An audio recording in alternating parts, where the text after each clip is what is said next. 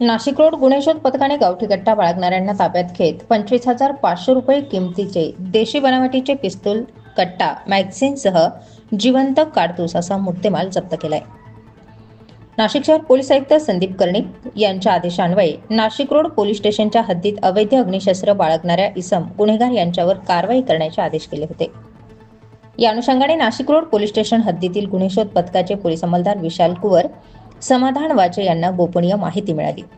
एक संशयित इसम पिस्तुलासारखे हत्यार घेऊन पंपिंग स्टेशन चेहडीजवळ दारणा नदीवरील बंधाऱ्यावर फिरत असल्याची माहिती मिळताच नाशिक रोड पोलीस ठाण्याचे वरिष्ठ पोलीस निरीक्षक अशोक गिरी यांनी तात्काळ गुन्हे शोध पथकाचे पोलीस अधिकारी, सहाय्यक पोलीस निरीक्षक प्रवीण सूर्यवंशी, संदीप पवार तसेच गुन्हे शोध पथकातील विजय टेमगर अंमलदार यांना मार्गदर्शन करून या ठिकाणावरून संशयित आरोपीला ताब्यात घेऊन योग्य ती कायदेशीर कारवाई करण्याच्या सूचना दिल्या.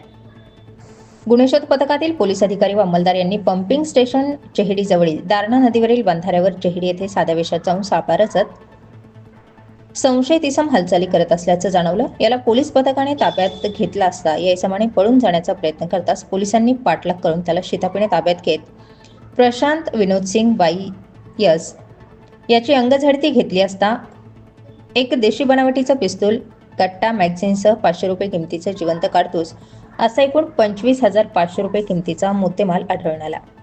हवालदार टेमनेर यांनी सविस्तर पंचनामा करून या आरोपीला ताब्यात घेतले.